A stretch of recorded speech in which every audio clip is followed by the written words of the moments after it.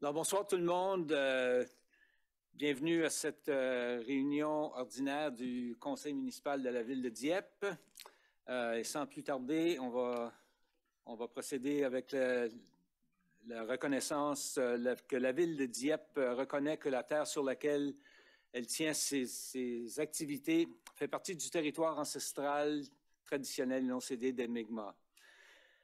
Le traité de paix et d'amitié que les Mi'kmaq ont élaboré de façon conjointe et signé avec la couronne britannique pendant le 18e siècle s'applique à ce territoire.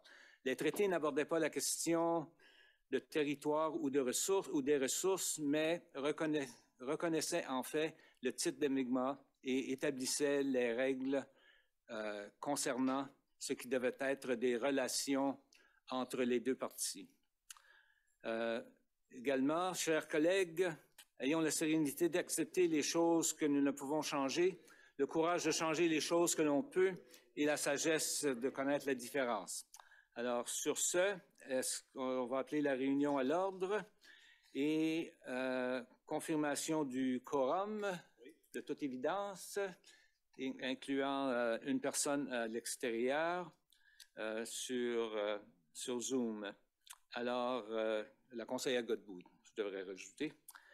Ceci étant dit, présentation adoption de l'ordre du jour plutôt.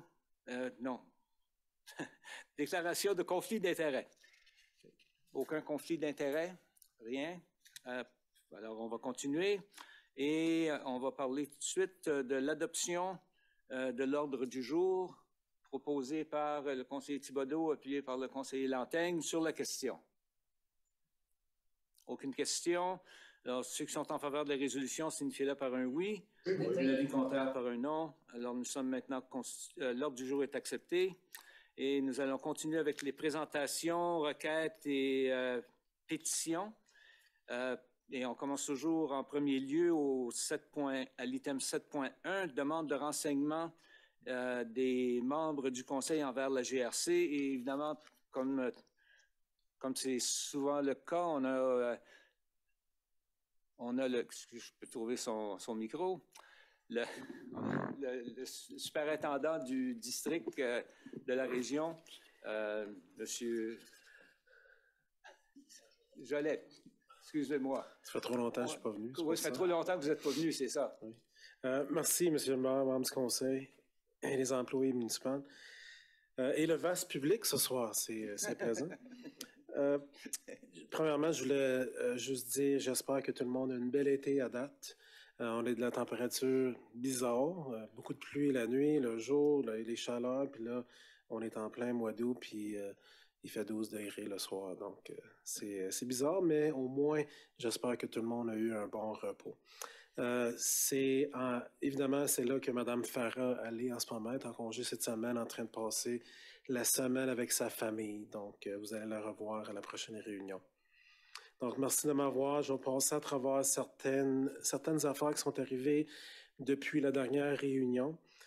Donc, comme que Mme Farah fait, j'ai fait dans le passé, je vais passer à travers de différentes unités à la GRC de Cadillac, puis certains faits saillants. Donc, l'unité de police communautaire continue d'être occupée à être visible dans tout le territoire, ciblant les endroits problématiques. Une affaire que j'aimerais ça, c'est quelque chose de très amusant, surtout pour les participantes. C'était le 13 juillet à la GRC de Cadillac. On a eu la chance d'accueillir 21 jeunes femmes partout au Canada. Puis c'est pas juste des jeunes femmes du Nouveau-Brunswick, il y avait des jeunes filles de d'autres provinces. Puis la raison de la visite, c'est un programme qui faisait un genre d'éventail sur les carrières en sécurité publique. Donc, on a pu avoir ces jeunes étudiantes-là à la GRC de Cadillac pour une journée au complet. Puis tout au long de la journée, les participantes ont pu rencontrer les femmes qui occupaient divers postes à la GRC de Cadillac. Donc, une de nos policières qui est maître chien, par exemple, des enquêteurs, de l'unité de réduction des criminalités. On est allé aussi à Dieppe ici rencontrer nos employés qui font les appels puis qui parlent à la radio aux policiers et aux policières. Donc, c'était vraiment une belle expérience. Donc, on est en plein recrutement. Puis c'était vraiment une belle expérience pour eux, mais aussi pour nous autres, pour savoir qu'est-ce que les gens veulent, qu'est-ce qu'ils recherchent pour une carrière en sécurité publique. Ensuite, la prochaine équipe, c'est notre équipe de l'unité de réduction de criminalité. Le 11 juillet, on a une journée très occupée.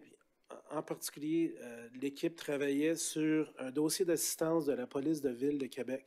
Puis ça, c'est quelque chose qui arrive de tous les jours, qu'on s'entraide, tous les autres corps policiers à grandeur du Canada. Surtout ici, il y avait un individu qui avait proféré des menaces envers des gens. C'était pour être un lieu public, un festival à Québec. Puis on a su que cet individu-là habitait à Dieppe. Donc notre équipe, avec l'aide de la police de Québec, a réussi à arrêter cet individu-là. On l'a pris en notre possession, on l'a livré aux gendarmes de la police de la Ville de Québec, puis eux ont pu le ramener pour faire la justice, faire face à la justice au Québec. Donc, c'était vraiment un bon travail entre les deux corps policiers. Puis, à ma connaissance, c'est la première fois qu'on travaille avec la police de ville de Québec. Donc, c'était vraiment un bon partenariat avec eux. Si jamais nous, on a besoin d'avoir leur aide pour des gens ou des dossiers de notre côté, ça va être... on a vraiment fait des bonnes connexions. Ensuite, notre section des enquêtes générales, puis l'unité des crimes majeurs. Je voulais parler d'un dossier, on l'a sûrement vu dans les médias. C'était le 11 juillet encore, la même journée ici. C'est un dossier de lueur d'enfants. C'est un homme, un Américain de 24 ans qui est venu dans notre région, puis a rencontré quelqu'un en bas de 16 ans.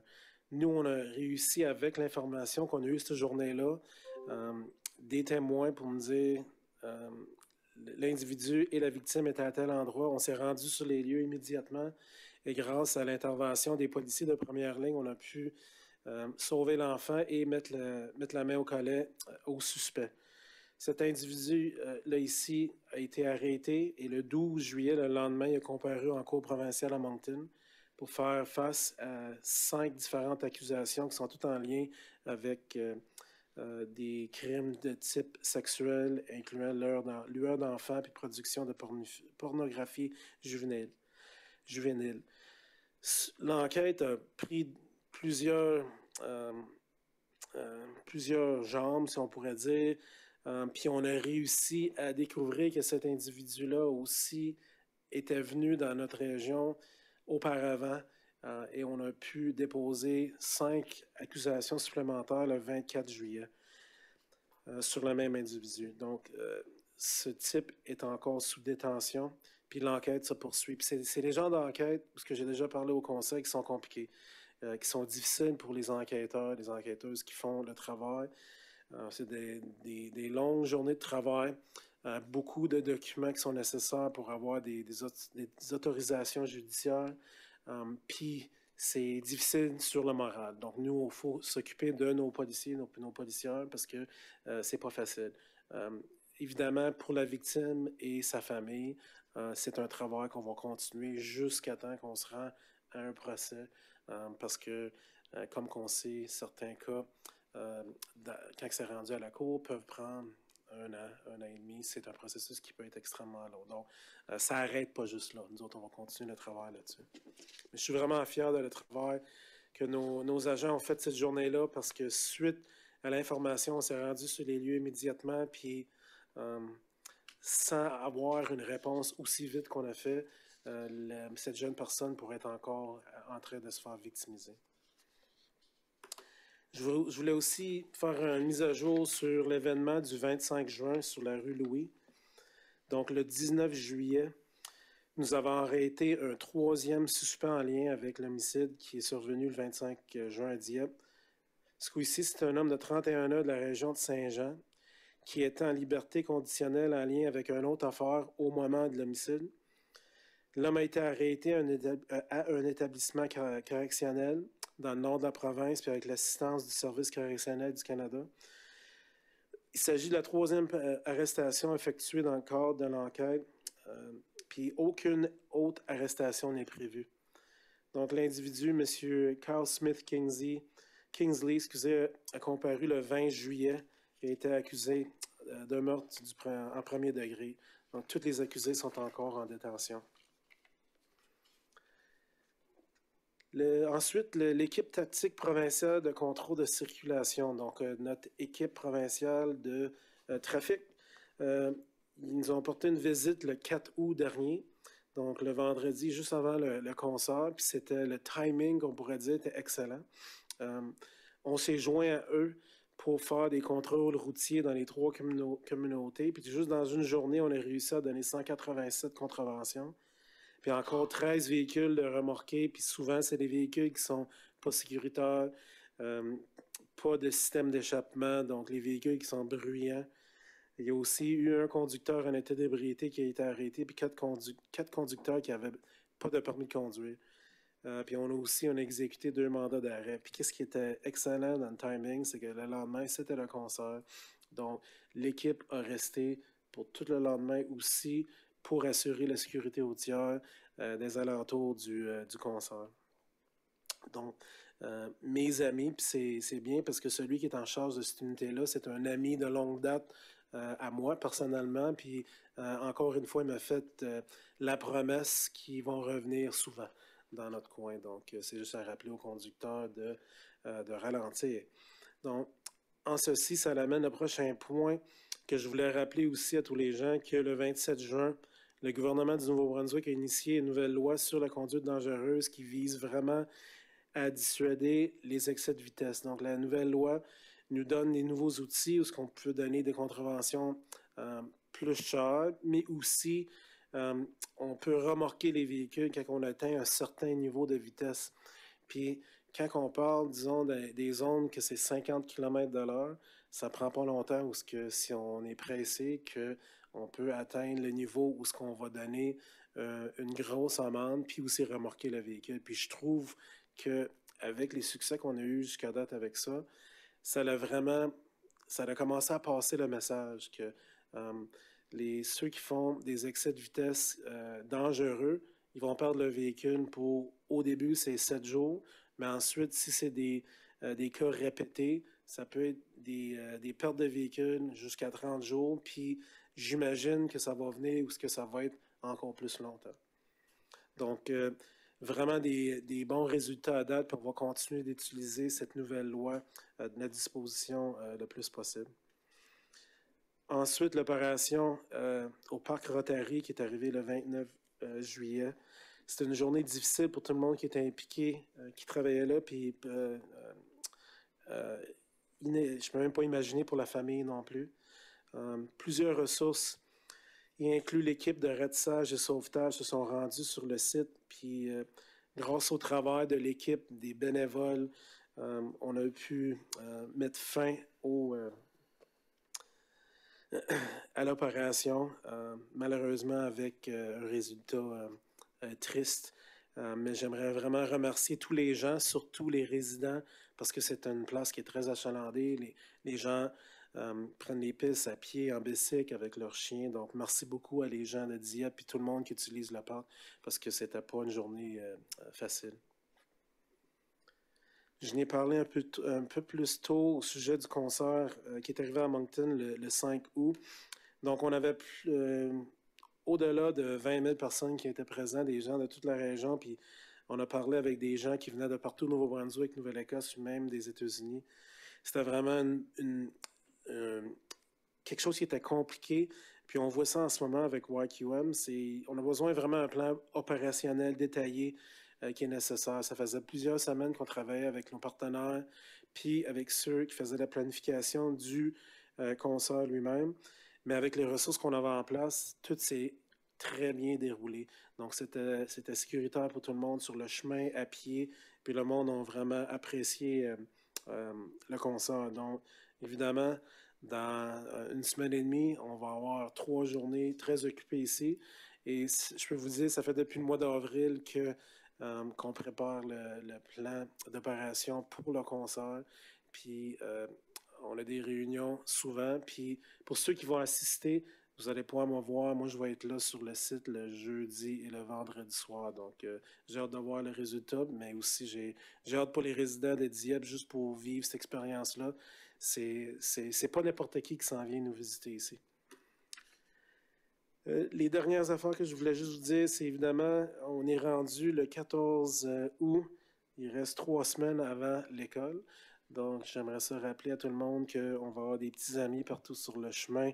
Dans 3 semaines ici, vous allez voir des véhicules de police, mais vous allez aussi voir des autobus d'école. Donc, si la menace d'avoir votre véhicule sur une remorque n'est pas assez, pensez aux petits-enfants et aux familles qui vont être sur le chemin. Donc, un petit rappel à tout le monde.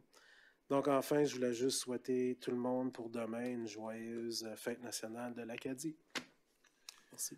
Alors, merci bien pour votre présentation. Question de la part des membres du Conseil. Monsieur Brideau. Merci, M. le maire. Merci, M. Colette, pour votre rapport. C'est intéressant. Puis, je voulais juste souligner une chose, c'est que 3 semaines passées, j'ai pu voir, constater moi-même que c'était un vendredi, j'ai vu plusieurs arrestations sur la Champlain. Et puis, je me suis tourné du côté de l'Acadie. Il y avait un autre véhicule de la GRC qui avait fait des arrestations. J'ai remarqué que dans l'après-midi, on voyait le trafic était beaucoup plus ralenti, c'était plus mollo. Ben, je pense que ça a porté fruit, parce que les gens le voient, comme tu dis, c'est que le mot se passe, puis on sait que la police est là sur des minutes à vitesse. Mais félicitations, les gars, parce que beau travail.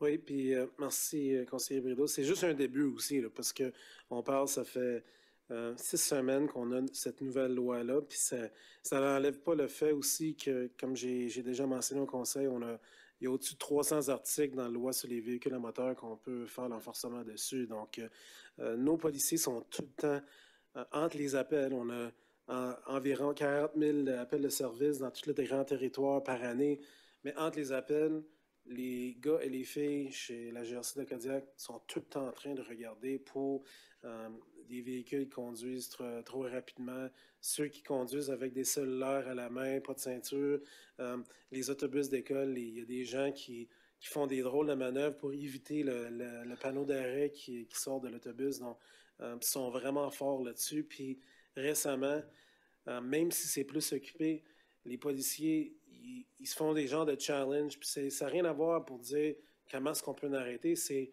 où est-ce qu'on peut aller, puis où est-ce qu'on peut avoir le plus d'impact dépendant de la journée puis l'heure de la journée. Donc, je suis vraiment satisfait du travail qu'ils font, mais on ne lâche pas, puis c'est vraiment juste un début. Merci. Monsieur Thibodeau. Merci, Monsieur le maire. Moi, j'ai pas une question, mais je veux vous féliciter pour les communications que vous faites avec nous dernièrement, à la fois aux réunions, et puis Mme Farah aussi, mais aussi les communications que vous nous envoyez par courriel à chaque fois qu'il y a quelque chose qui se passe dans la région. C'est très apprécié.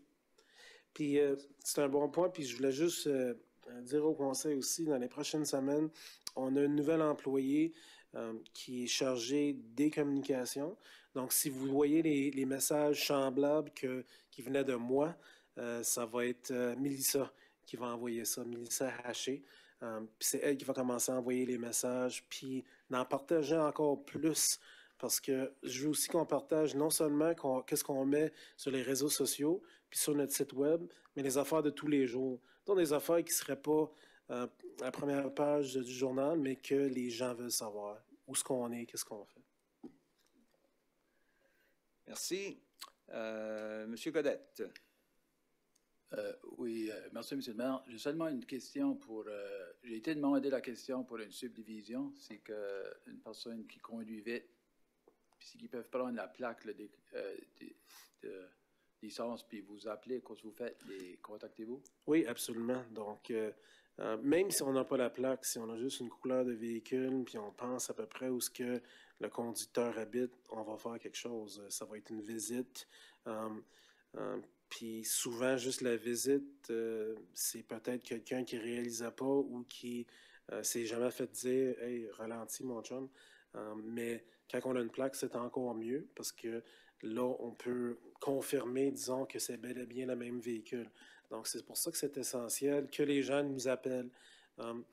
Les gens, il faut qu'ils nous appellent quand c'est tout ce qui dérange. Donc, si on entend un véhicule qui conduit, puis il fait trop de bruit, trop vite, manque un stop, on se fait voler juste un petit item.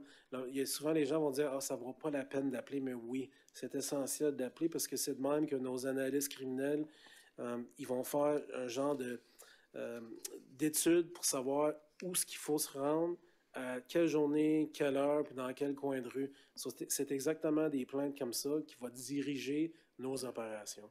Donc, Si on prend une plaque, si on prend le numéro d'une plaque, il va y avoir une contravention. Possiblement, ça tout dépend de qu'est-ce qui sont les circonstances de l'événement. Yeah. Merci. Merci bien. Je pense que c'est tout pour les questions. Alors, comme ça a déjà été fait, merci, comme toujours, de votre présence, de votre implication et de tout passer le message certainement à tous les membres de l'équipe de la GRC Kodiak. Merci beaucoup. Plaisir. Alors, le prochain item pour nous, puis comme toujours, vous êtes bienvenus à demeurer avec nous, mais on va rapidement comprendre pourquoi vous allez peut-être pas rester. Merci. Alors, au 7.2 maintenant, politique Z2 2023 concernant le processus de détermination d'emplacement des antennes. Alors, Charles-Éric Landry du service de planification qui va faire cette présentation. Bonjour et bienvenue au micro. Oui, bonsoir, Monsieur le maire, membre du conseil.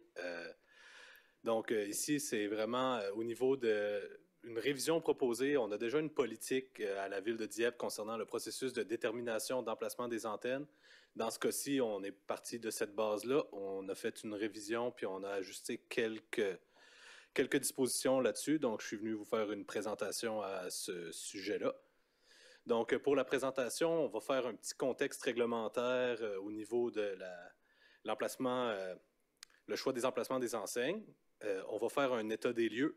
Ensuite, je vais présenter les changements qui sont proposés et je vais montrer une petite étude de cas sur comment ça s'appliquera foncièrement sur une partie du territoire de la municipalité. Donc, au niveau du contexte réglementaire, les antennes puis les tours de télécommunications, c'est une compétence législative du gouvernement fédéral sous Innovation, Sciences et Développement économique Canada.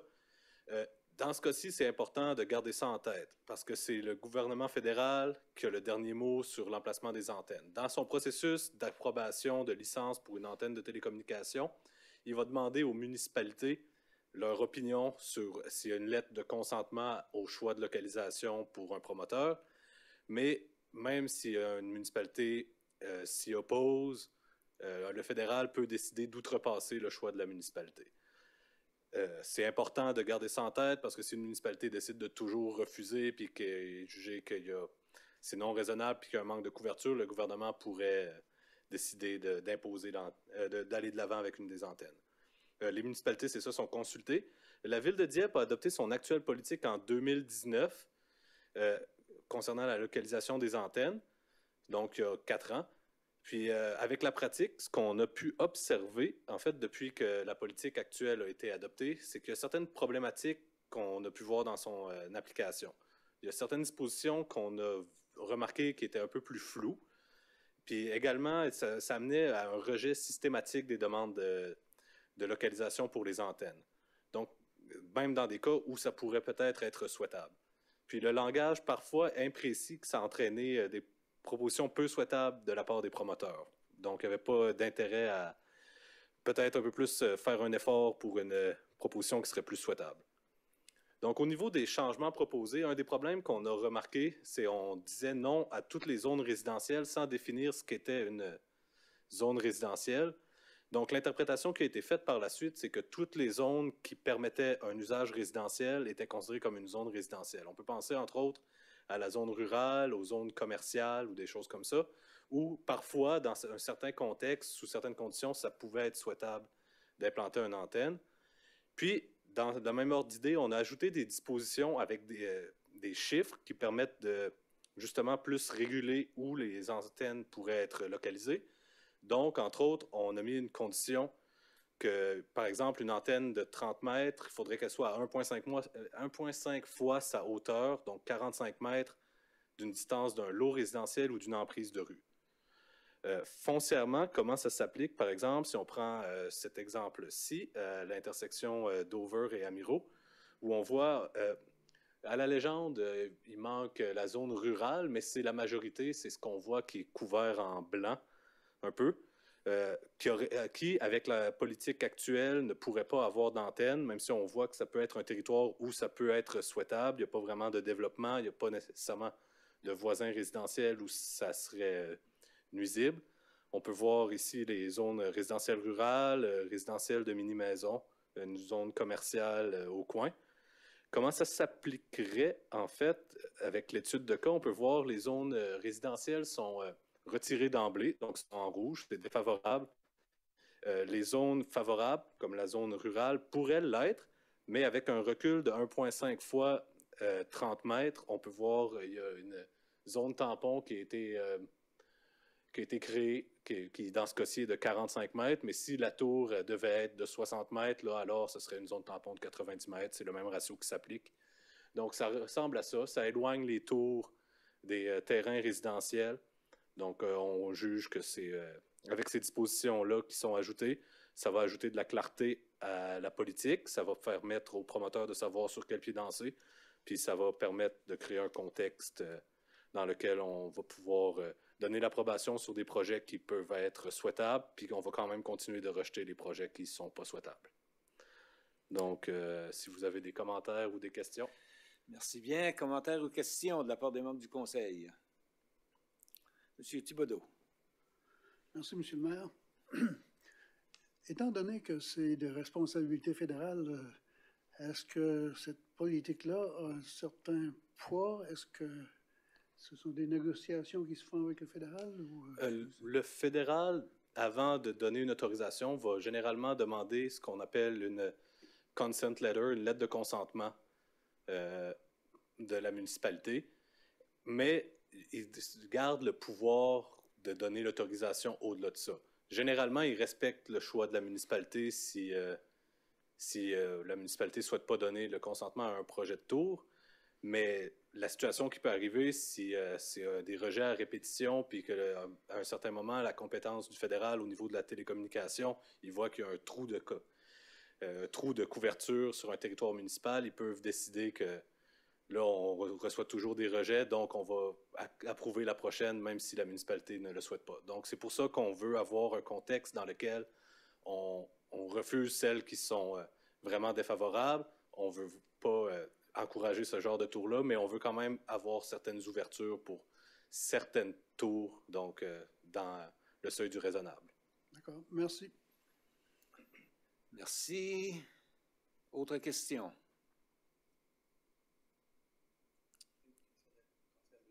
Madame Godbout. Merci, vous m'entendez bien? Oui. Ma question serait surtout sur l'impact sur les propriétaires existants.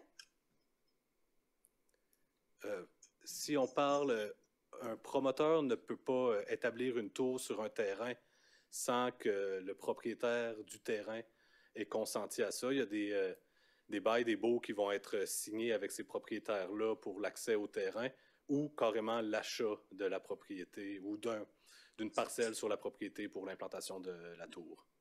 Donc, cette politique-là enlève...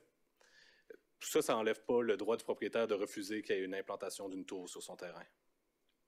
Et puis, est-ce que les impacts seraient donc plus aussi importants sur les propriétaires adjacents?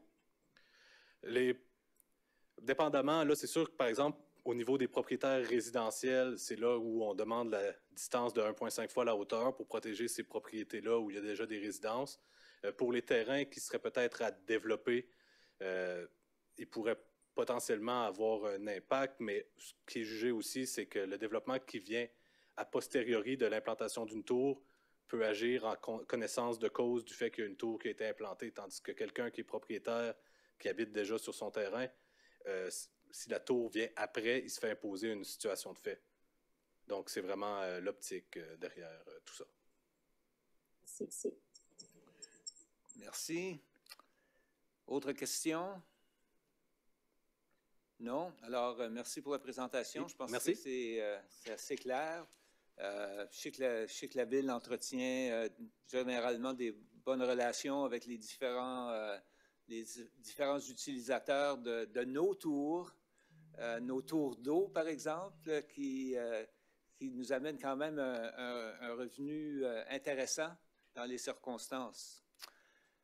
Alors, ceci étant dit, ça nous amène aux questions du public.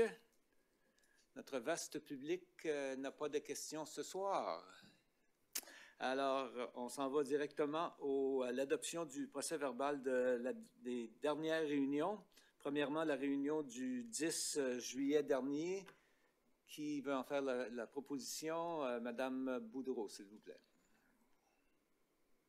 Je propose. Proposé par Madame Boudreau, appuyé par le conseiller Brideau sur la question. Aucune question. Alors, ceux qui sont en faveur de la résolution, signifiez-le par un oui. Oui. De l'avis contraire, par un non. Alors, la résolution est adoptée. Le procès-verbal du 10 juillet est accepté tel que présenté.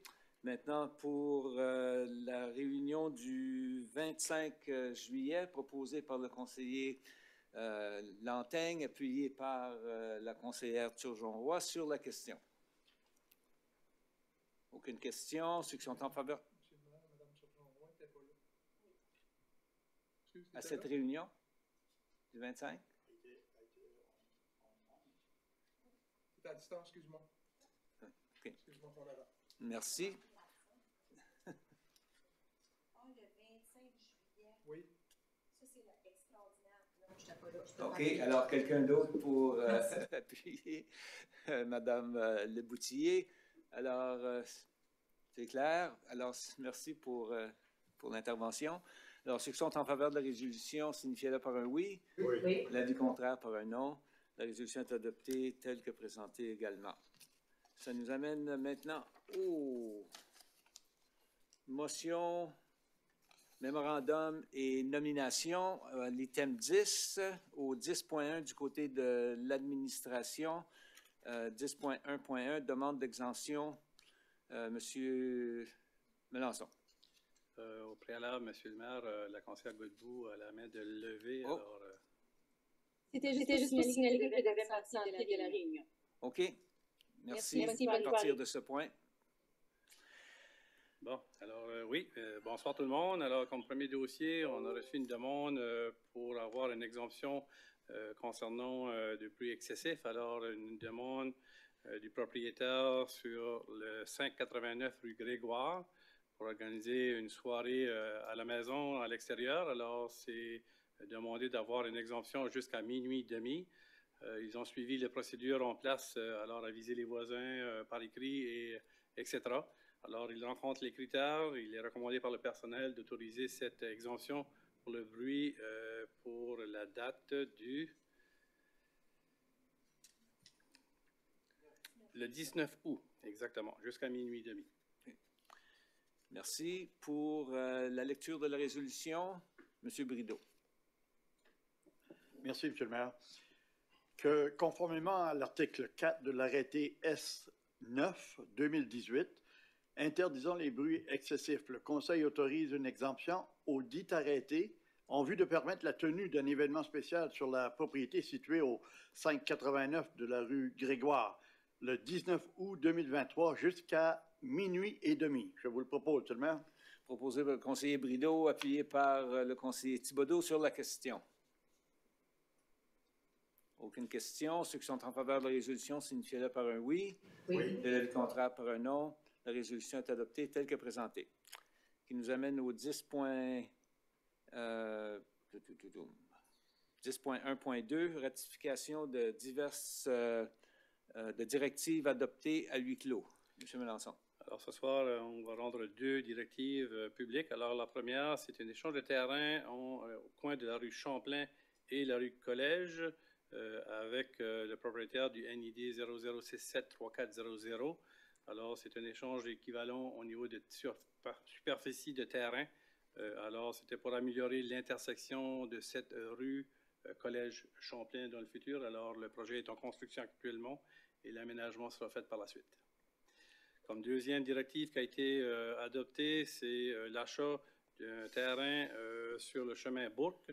On avait un droit de passage pour notre sentier et on a procédé avec l'acquisition de cette parcelle qui fait façade sur la rue Bourque pour un montant de 15 000 $ avec, sur le terrain NID 704-31515.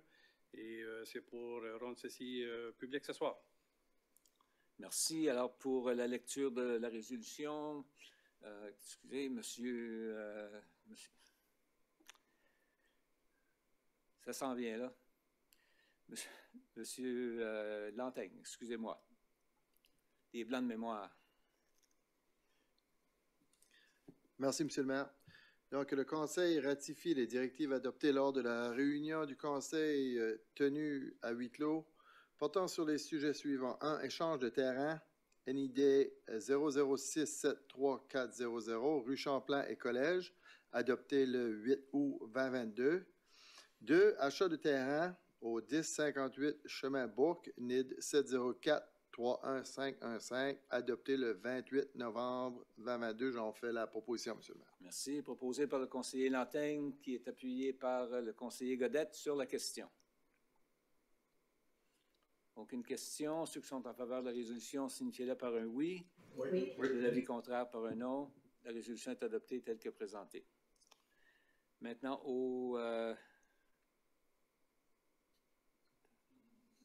10.2.1, renouvellement de la convention de services et de consultation, services de consultation sur le régime de pension.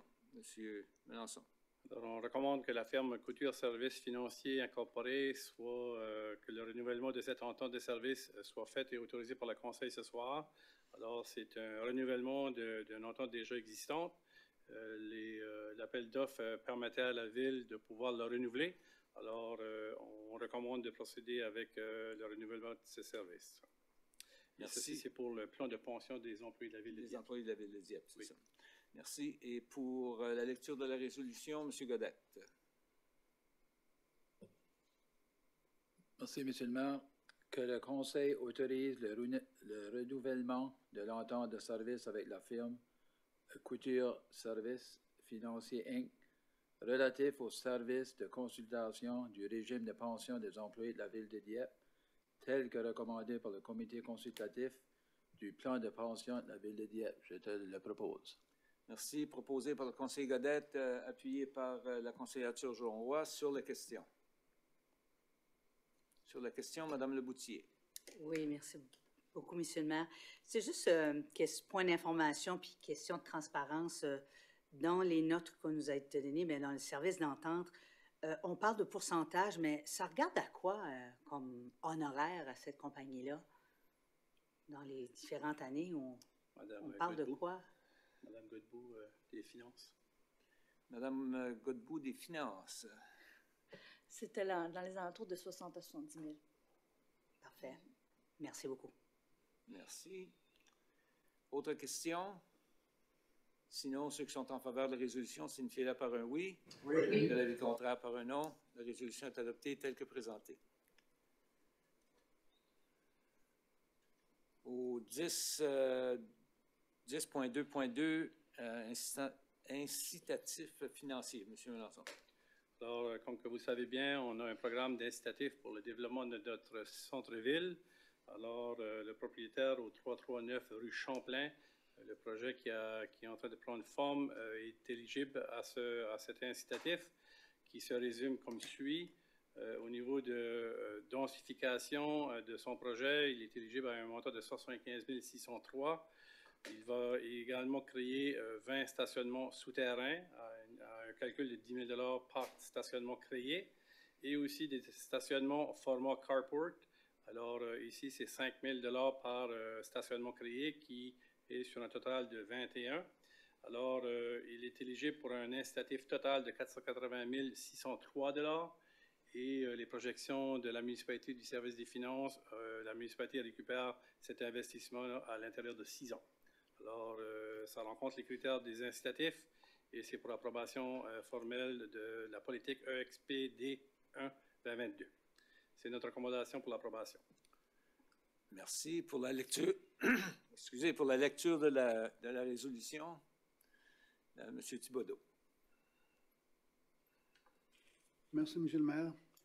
Que le Conseil autorise qu'un incitatif financier estimé à 499 840 soit versé à 339 Champlain Development Inc.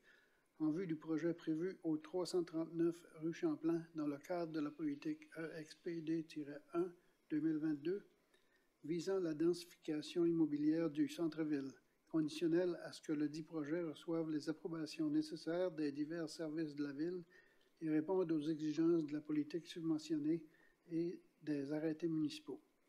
Que le Conseil autorise en plus que cette dépense soit prélevée sur le compte numéro 1-2-20-19-2592, budget de fonctionnement général incitatif financier. Je le propose, M. le maire. Merci. Proposé par le conseiller Thibodeau, qui est appuyé par la conseillère Turgeon-Roy. Sur la question. Aucune question. Ceux qui sont en faveur de la résolution signifient-le par un oui. Oui. De l'avis contraire par un non. La résolution est adoptée telle que présentée. Merci. Et on continue avec la question de mobilité urbaine au 10.3.1. Adjudication de marché d'achat pour 6 abribus. Autobus peut-être, mais on va commencer par les abribus. Alors oui, ici, c'est une recommandation pour l'installation de 6 abribus, 3 remplacements et 3 nouveaux. Alors ici, c'est recommandé d'aller avec Daytech Limited pour un montant de 112 620 plus TVH. Les emplacements qui vont être aménagés, les nouveaux sont au 1330 Amiro, 312 Amiro, 857 Amiro. Et le remplacement vont se situer sur le boulevard Dieppe, le boulevard Adélard-Savoie, en face de Engelhard, et sur le chemin Fox Creek. Alors, on cherche toujours à améliorer l'expérience des gens qui utilisent le transport en commun, et ceci, c'est une étape additionnelle à le réussir. C'est notre recommandation. Merci. Pour la lecture de la résolution, Monsieur Brideau. Que le Conseil adjuge le marché visant la conception, la fabrication et l'approvisionnement de 6 abribus en vue de leur installation future sur le territoire de la Ville à Daytech Limited au coût de 112 620 plus la TVH et autorise en plus que cette dépense soit prélevée sur le compte numéro 3-20-12-7904 du budget d'immobilisation générale, achat d'équipements autobus. Je vous le propose, M. le maire. Merci. Proposé par le conseiller Brideau, appuyé par la conseillère, la conseillère Boudreau sur la question. Sur la question, Mme Boudreau. Merci, M. le maire. C'était juste pour avoir des précisions sur le remplacement de 3 abribus. Quelles étaient leurs conditions et pourquoi on les remplace au lieu d'en rajouter 3 à un autre endroit? Monsieur Richard. En partie, on va chercher des abribus solaires, puis il y a certains endroits qui sont plus propices à ça. Il y a une possibilité que certains des abribus pourront être réparés. On a fait ça déjà dans le passé où est-ce qu'on est capable de les utiliser à nouveau. Donc ça, on le saura juste lorsqu'on aura démantelé ceux-ci. Tout ça. Donc, en partie, les abribus solaires, c'est une raison pourquoi on va appuyer le niveau, mais il y a aussi la composante du financement qu'on reçoit du fédéral. Donc, on a un plus haut taux de financement si on va avec des remplacements que des nouveaux. Donc, on est en train de... ça joue un peu dans la balance de notre approche. OK. OK. Donc, il y en a qui pourront peut-être possiblement être réutilisés ailleurs dans la municipalité. C'est notre intention. OK. Oui, parce qu'en même temps, je vois, il y a tellement d'endroits dans la ville qui bénéficieraient d'en avoir des neufs comme que remplacer au même endroit où il y en avait déjà un. Je voyais pas la logique, je voulais juste m'assurer que, ouais, c'est un début. C'est certainement notre intention de poursuivre avec l'ajout de d'autres dans les années à venir. Mais il faut soit le réparer, donc il faut quand même enlever l'abribus de là, donc de l'enlever puis en placer un nouveau, en placer un qui est déjà en réparation, ça vient au même. Là. Ça fait qu'on va voir si on peut utiliser ceux qu'on remplace. OK. Merci beaucoup. Merci, Mme Leboutier. Merci, M. le maire, mais c'était exactement la même question que le conseiller Boudreau. Merci. Merci, M. Godet. Merci, M. le maire. Juste une question pour... on a seulement eu une soumission. Comment est-ce que ça sort, ça, comme ces soumissions-là? Parce que c'est une compagnie de l'Ontario, je pense. Oui, donc, comme tous nos autres appels d'offres et soumissions, ça va sur le système de la province. Okay. Et tous les fournisseurs de différents services peuvent s'y abonner. Donc, c'est pour ça qu'on peut avoir des entrepreneurs de l'intérêt de partout au Canada. Donc, c'est comme ça que c'est communiqué. OK, parce qu'il faudrait qu'ils s'abonneraient à ce site-là. Parce que je pensais qu'il y a des compagnies, il y a des fabrications à Dieppe, il y a des compagnies, je suis sûr, qui pourraient en faire ça. Là. Les abribus, c'est quand même un domaine très spécialisé. Donc, il y a des entreprises qui font juste de ça. Ouais. Puis, il n'y en a pas beaucoup au Canada. Mais à ce que je comprends, la plupart des entreprises qui font affaire avec le domaine des gouvernements sont abonnés au système de NBON qu'on appelle parce qu'ils savent que c'est là que la plupart des gouvernements vont publier les demandes et tout ça. C'est ça que je voulais savoir, comment ce qu'ils faisaient pour ce ballon-là. OK, merci. Merci. Autre question? Sinon, ceux qui sont en faveur de la résolution, signifiez-le par un oui. Oui. Ou de l'avis contraire par un non. La résolution est adoptée telle que présentée.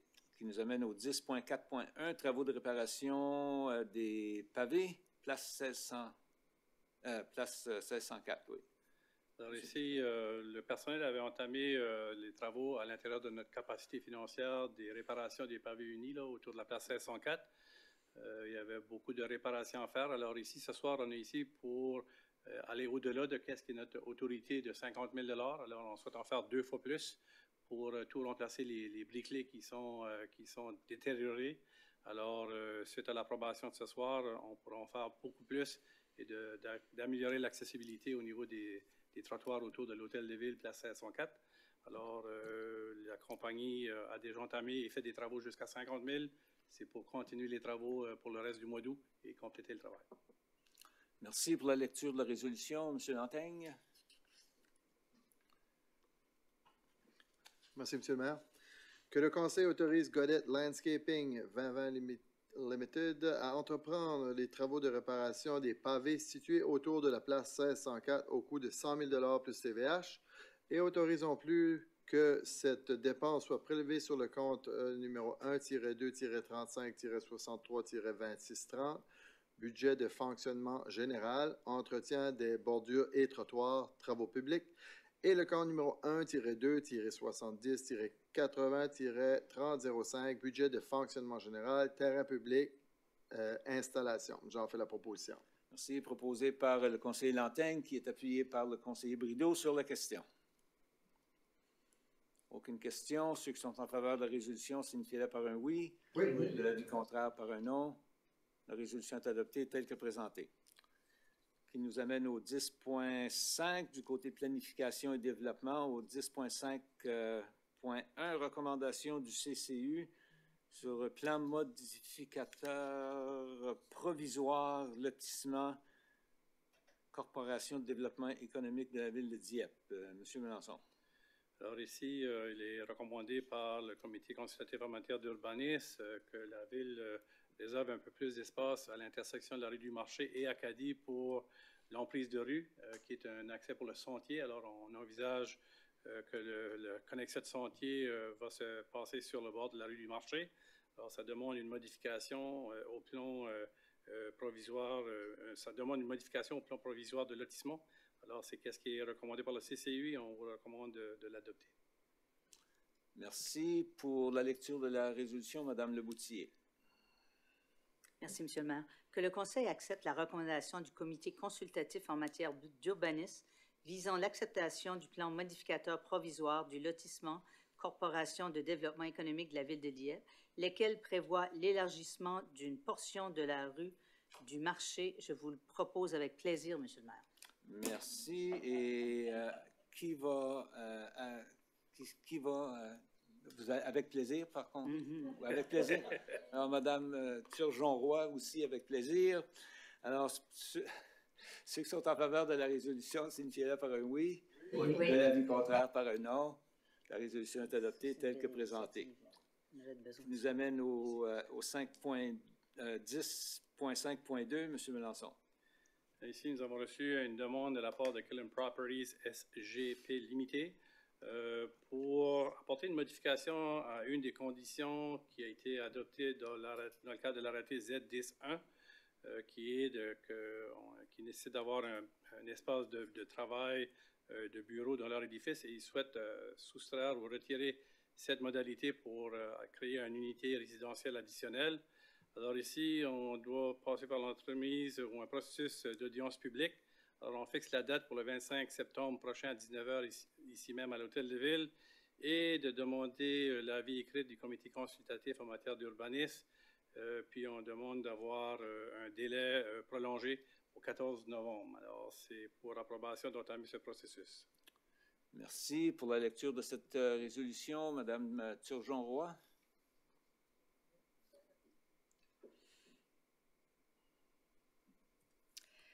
Que le Conseil fixe une audience publique le 25 septembre 2023 à 19h à l'Hôtel de Ville de Dieppe en vue d'entendre les objections aux modifications proposées aux conditions liées à l'arrêté de zonage Z10-1 visant le terrain identifié sous le NID 7062-4358 en vue de permettre l'ajout d'une unité résidentielle. Que le Conseil demande l'avis écrit du Conseil consultatif en matière d'urbanisme et prolonge le délai prévu sous l'article 110.3 de la loi sur l'urbanisme au 14 novembre 2023. Je le propose, Monsieur le maire. Merci. Proposé par Mme Turgeon-Roy, qui est appuyé par le conseiller Brideau sur la question. Aucune question. Ceux qui sont en faveur de la résolution signifieraient par un oui. De l'avis contraire, par un non. La résolution est adoptée telle que présentée. Et maintenant, au 10.5.3, approbation du plan d'aménagement paysager. M. Melançon. Alors ici, Bounty Food Incorporé est dans le processus d'une demande de rezonage depuis quelques mois. Ce soir, c'est une des dernières étapes pour l'approbation du plan d'aménagement paysager.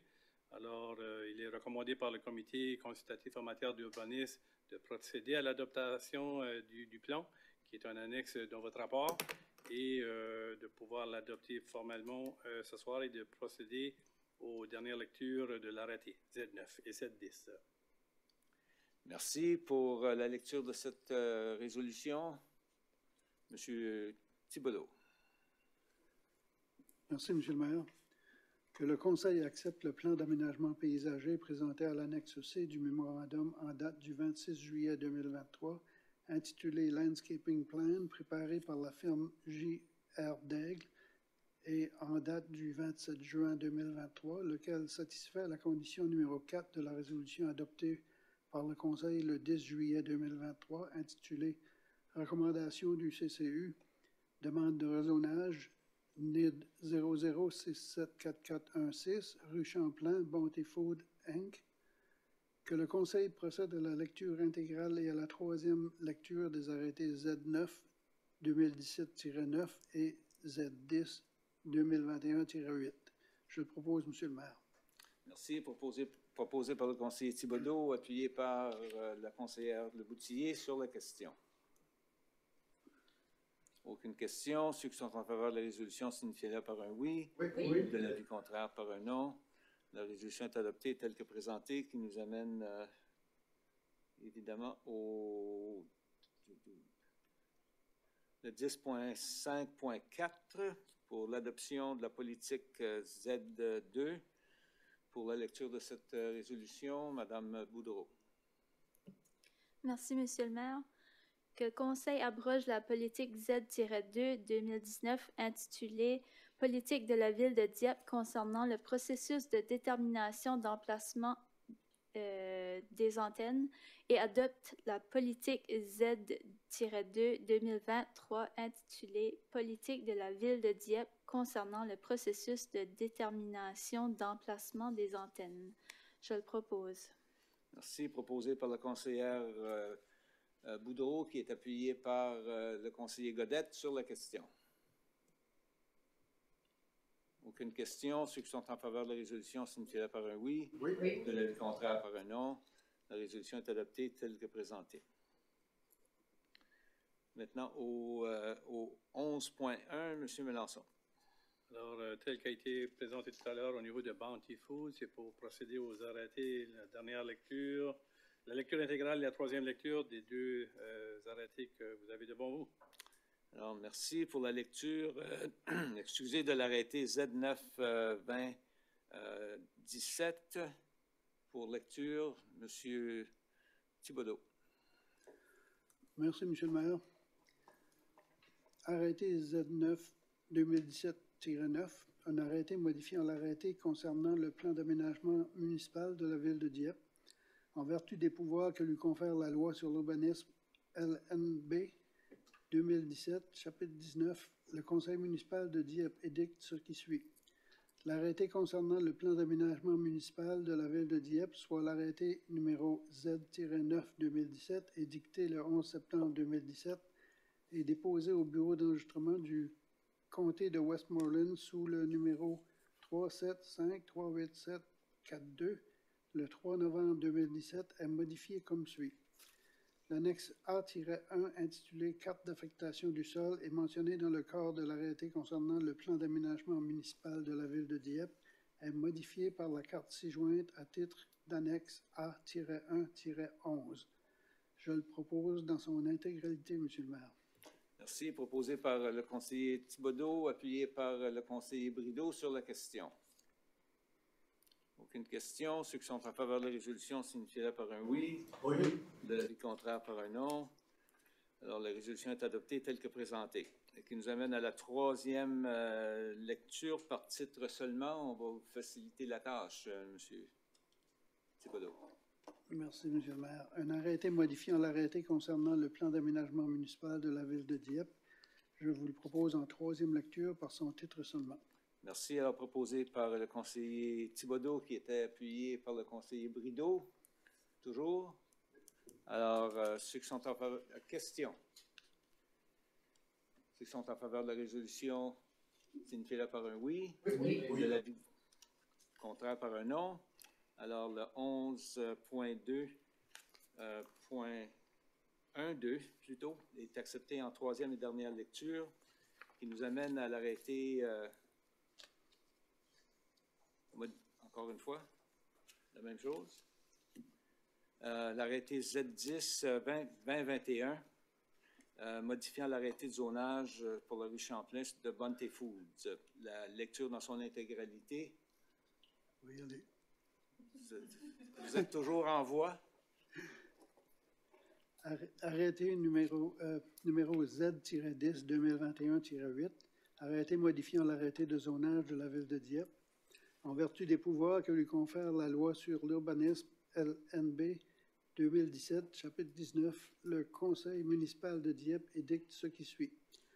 L'arrêté de zonage de la ville de Dieppe, soit l'arrêté numéro Z-10 2021, édicté le 12 avril 2021 et déposé au bureau d'enregistrement du comté de Westmoreland sous le numéro 411-73189 le 15 avril 2021, est modifié comme suit.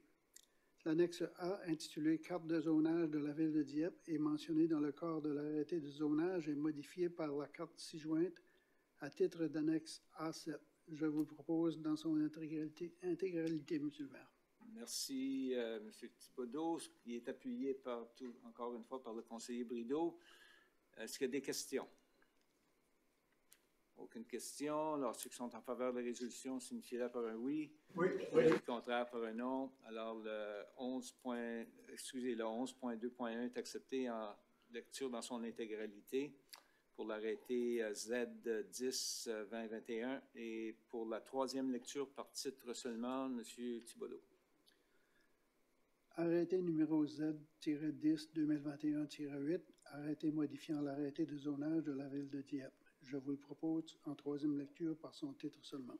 Merci. Alors, proposé par le conseiller Thibodeau, appuyé par le conseiller Brideau. Sur la question, aucune question. Alors, ceux qui sont en faveur de la résolution signifient-le par un oui. Oui. Ceux qui sont contre, par un non. Alors, accepté en troisième lecture. Je vous amène à l'item numéro 12 sur avis de motion. Monsieur le greffier, rien. Alors, ça nous amène à la levée de la réunion. Alors, mais avant de faire ça, évidemment, on va faire notre grande tournée. Puis on va commencer avec Monsieur Lantaigne.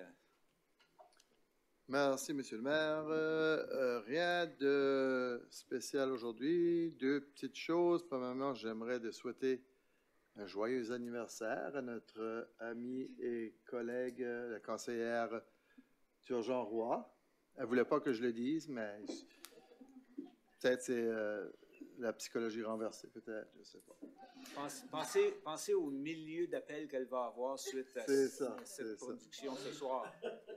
Bonne fête, chère conseillère. Puis, finalement, j'aimerais simplement souhaiter un bon 15 août à tous nos citoyens. Bonne fête des Acadiennes et des Acadiens.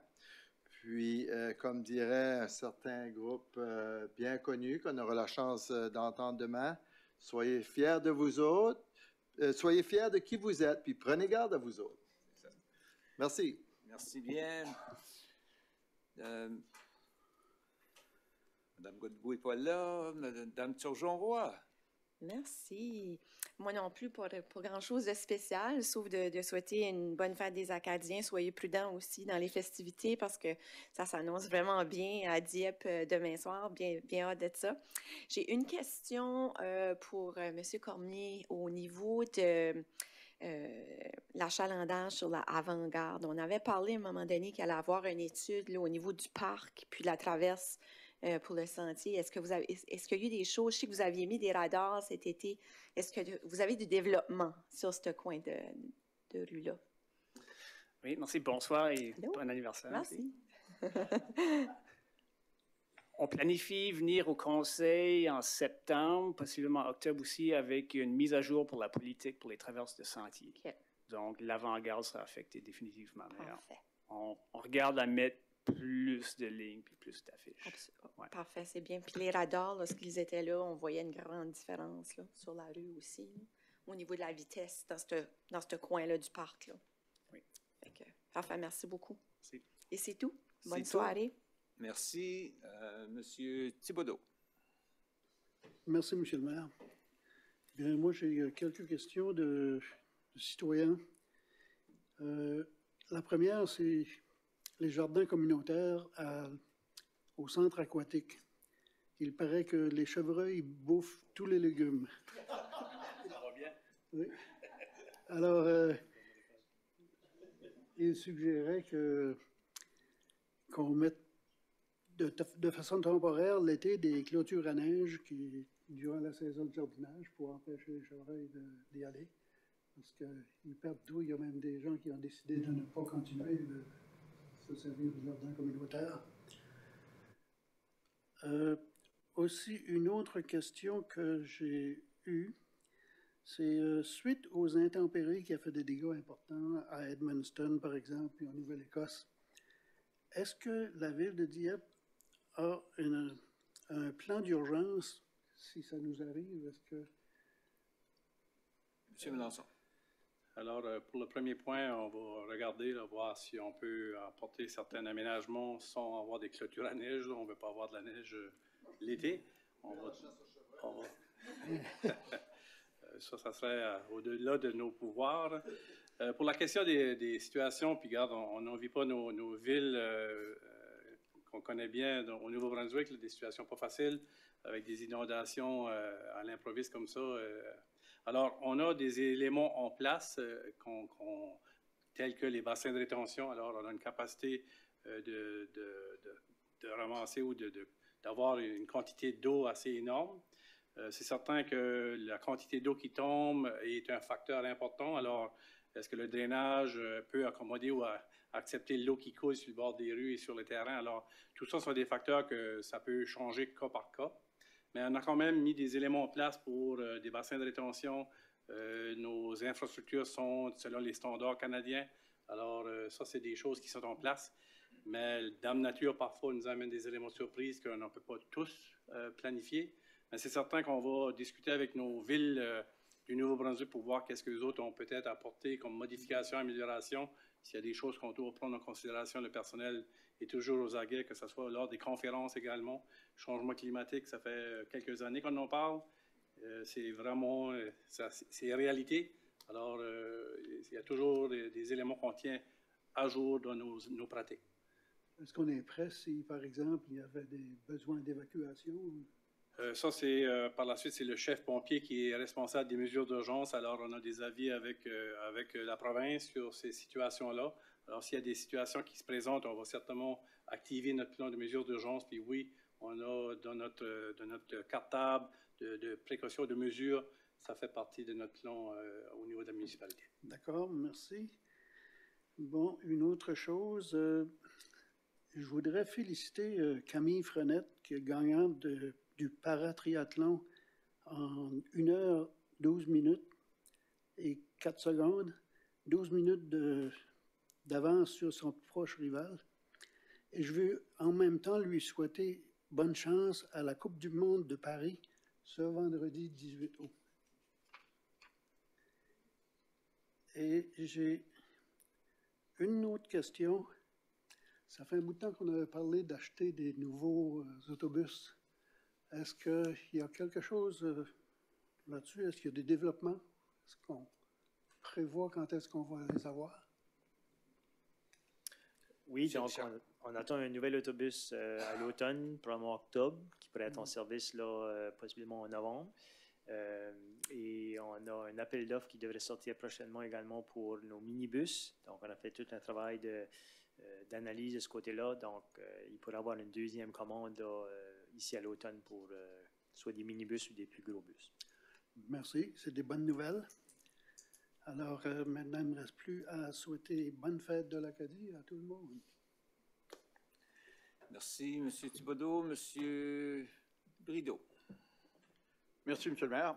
Je suis content que mon collègue Thibodeau a posé la question concernant l'état d'urgence ou des situations qui arrivent qui demandent notre attention.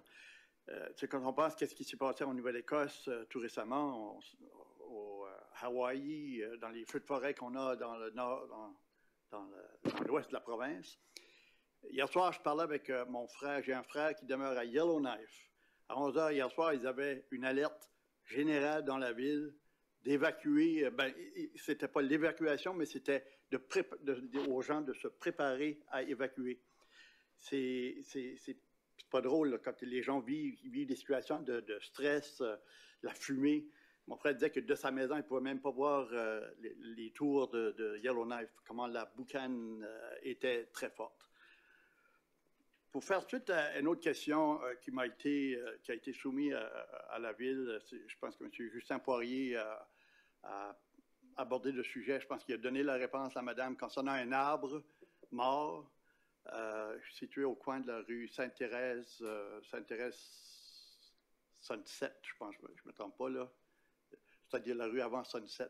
C'est un gros arbre qui est mort, mais la réponse était que l'arbre appartient à un propriétaire. Si cet arbre-là arrivait à tomber sur les lignes, parce que les lignes électriques passent juste à côté, qui en est responsable à ce moment-là d'une situation? C'est gros, parce que c'est un arbre c'est un très gros arbre, puis il est mort, puis encore debout. C'est que la réponse est que la Ville, on ne peut pas rien y faire, mais ce que je voudrais savoir, c'est que si ça arrivait le cas, c'est qui prend la responsabilité si le propriétaire ne l'a pas fait? M. Poirier n'est pas ici, là. Je ne pense pas qu'il va avoir la réponse, mais c'est juste que c'est un point que je voulais apporter ce soir, parce que j'ai vu l'arbre moi-même. C'est un terrible de gros arbre. Monsieur le maire, juste peut-être pour complémenter, parce que vous m'avez posé la question la semaine dernière. Ouais. Alors, Énergie Nouveau-Brunswick ont été avisés. Eux aussi ont un certain pouvoir, mais l'arbre appartient à un terrain privé. Alors, sa responsabilité est de soit départir ou faire des actions pour protéger, mais pour le moment, nous, c'est en dehors de notre contrôle. En dehors de notre pouvoir. Merci pour la réponse. Puis, à mon tour, de souhaiter une excellente journée demain à tous nos Acadiens et Acadiennes. Sortez vos chaudrons parce qu'à partir de 4h30, on va commencer à faire du bruit. C'est 4h30, hein? 16h. C'est ça. 4h. Bon, on fait du bruit, on réveille la ville de Dieppe comme il faut. Bonne fête tout le monde. Merci, Madame Boudreau. Merci, Monsieur le maire. J'ai seulement une question. J'ai eu un appel de Madame Lausier qu'elle a fait face à une situation d'urgence dans un sentier de la ville où elle a dû offrir des premiers soins, puis téléphoner les ambulanciers, puis avec l'aide de passants, puis elle a trouvé que c'était difficile d'indiquer aux ambulanciers où elle était située dans les sentiers.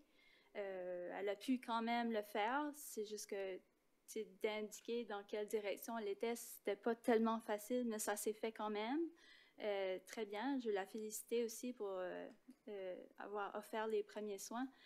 Ma question est, est-ce qu'on a un calendrier sur quand on aura des noms sur les sentiers ou des circuits identifiés? Puis aussi, est-ce qu'on a réfléchi à mettre des panneaux à certaines distances dans les sentiers où il y aurait peut-être un numéro d'identification qui pourrait correspondre avec les services d'urgence, c'est-à-dire je suis à tel numéro dans le sentier jaune, puis là le service d'ambulancier pourrait arriver au point exact, assez facile. Ouais. Il y a un projet de signalisation qui est en discussion et en préparation tout de suite, qui est en lien avec le plan directeur de transport actif. Donc, il y a des recommandations qu'on travaille là-dessus. Je vais partager l'information que vous venez de mentionner là avec les gens responsables pour voir qu'ils prennent ça en considération lorsqu'ils vont établir ce plan-là. On a par contre quand même une bonne signalisation en termes de où les rues et tout ça. Donc, mais je comprends qu'il y a peut-être d'autres choses qui peuvent être faites pour aider avec la localisation de nos sentiers. Ça fait que je passe le message, mais il y a des choses qui vont s'en venir dans les prochains mois pour désigner nos sentiers et ainsi de suite. Puis même à la sortie d'un sentier, quand tu arrives, comme tu passes d'un sentier à l'autre, tu arrives sur des rues, on ne sait pas nécessairement où on est. Comme si tu ne connais pas bien la ville, tu arrives sur une rue, puis tu traverses dans l'autre sentier, tu es rendu où dans la ville, on ne sait pas. Ce serait peut-être bien à la sortie, comme certains tronçons, de mettre vous êtes maintenant sur la rue Bourque ou vous êtes maintenant sur. Ouais. Ouais, il y a définitivement des améliorations. Puis, comme vous le savez, là, dans le plan directeur de transport actif, il y avait des belles recommandations qui ont été émises. Donc, on travaille sur le suivi de ces recommandations-là pour vous amener des solutions et des budgets. Merci beaucoup. Puis bonne fête nationale des Acadiens pour demain et bonne fête à notre conseiller Arthur Jonquois.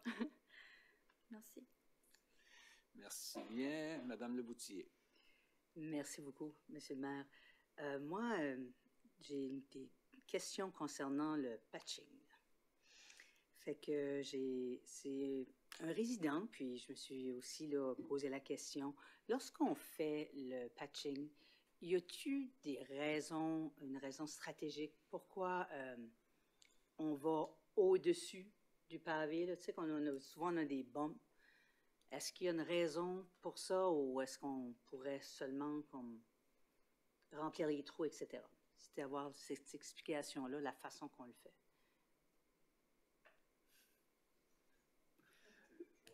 Ouais. Alors, je peux essayer de répondre. C'est sûr, le patching, c'est sous-trait au public maintenant. Mais là, vous posez la question, pourquoi il y aurait comme des petites bosses quand ils viennent faire le patching? Oui, tu sais, comme il y a certaines zones où on fait la réparation, puis on ne le sent pas. Puis il y a certaines places où est-ce que c'est incroyable. Là. C'est peut-être parce que à force d'avoir patché, je ne sais pas. Je me demandais juste, est-ce que nous, lorsqu'on émet un contrat, est-ce qu'on a des standards spécifiques pour notre patching? Puis est-ce qu'on fait une vérification par la suite pour s'assurer que c'est à nos standards?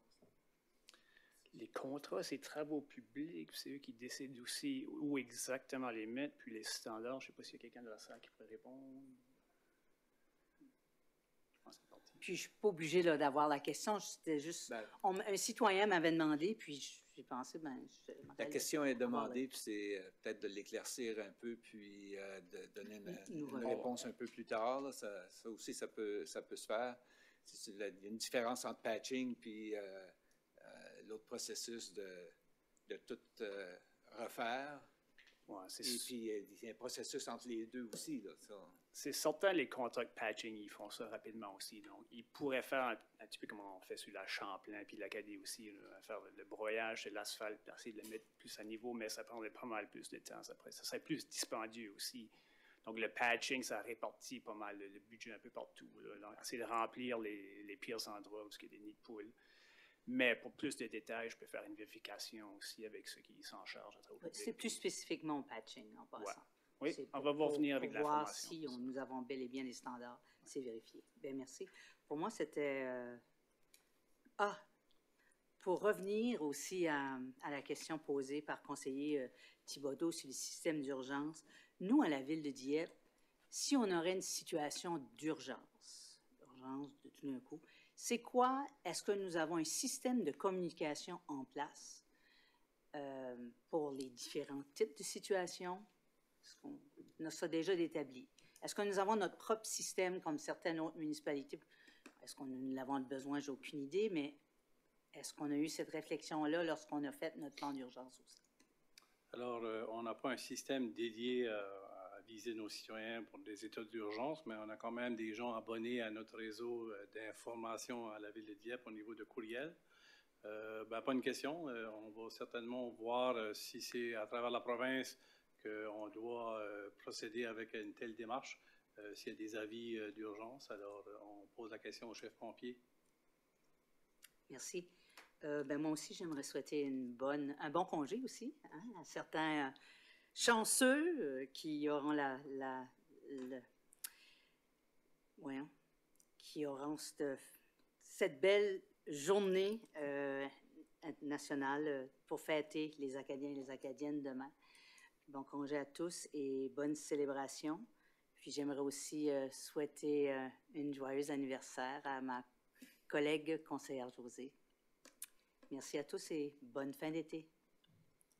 Merci, M. Godet. Merci, M. le maire. J'aimerais juste de remercier les employés, je ne sais pas qui se crée pour ça, mais de la Ville de Dieppe pour avoir élargi les sentiers de Foss Creek au chemin Dover. Ça a beaucoup amélioré la visibilité. J'étais sur le sentier en vélo la semaine passée, puis avant, dans les croches, puis tu ne voyais pas ce que quelqu'un qui venait. Ils ont fait une belle job à nous. Je voulais mentionner ça. Puis moi aussi, j'aimerais souhaiter une bonne fête du 15 août. C'est tout pour moi. Merci. Merci à tous. Moi aussi, évidemment, je veux souhaiter une bonne fête à tous nos citoyens, parce que je considère que la grande majorité de nos citoyens, évidemment, sont tous des Acadiens, mais Acadiens ou pas, tous les gens vont fêter le 15 août d'une façon où on va s'en rappeler, on se souhaite bien, on se rappelle toujours de ces grands événements. En parlant d'événements, il y en a un qui prend place tout de suite ici chez nous avec la communauté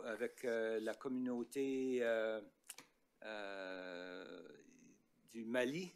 Alors ce soir, à l'extérieur, vous allez voir, on reconnaît les citoyens du Mali qui sont parmi nous. Comme vous le savez, depuis le début de l'été, on a les lundis soirs, il y a toujours des communautés qu'on reconnaît. Alors ce soir, c'est le Mali. À part ça, bien évidemment, je souhaite à tout le monde de pouvoir continuer, ceux qui sont en vacances, de bien profiter des vacances on souhaite que la température soit aussi clémente que possible. On a déjà parlé quand même aussi des défis que toutes les municipalités ont. Je me rappelle particulièrement une période d'inondation qu'on a eue à Dieppe où la rue Champlain en face du Tim Horton a complètement été mangée et ça nous a amené même jusqu'au beaucoup plus loin dans le ruisseau. Septembre 99, effectivement. Puis, je pense que ça nous a servi une leçon dans certains secteurs. À savoir si on est couvert partout, c'est une autre question, mais je pense qu'on est quand même dans une... on ne se le souhaite pas, mais on espère qu'on pourra réagir de façon effective. Et je pense que toutes les choses qui ont été mentionnées ce soir vont être amenées à notre chef pompier qui est essentiellement responsable de ces événements au point de départ pour... c'est ça. Alors, bonne fin du mois d'août, bonne célébration du 15 août et on vous reverra tous sans doute demain soir. Alors, je voudrais de ne pas souligner aussi, évidemment, les événements de reconnaissance du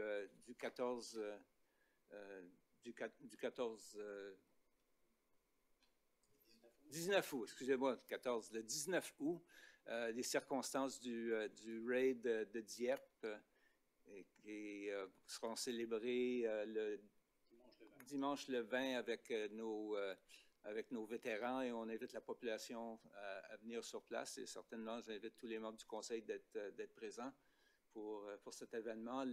La soirée avant, ils font la lecture de le nom de tous les soldats canadiens qui sont morts sur les plages de ce débarquement. Vous êtes invités à être là aussi si vous voulez. On cherche toujours des gens à aider, supporter et à faire la lecture des noms des Canadiens qui ont été tués sur les plages de Dieppe. Bonne fin de soirée à tous.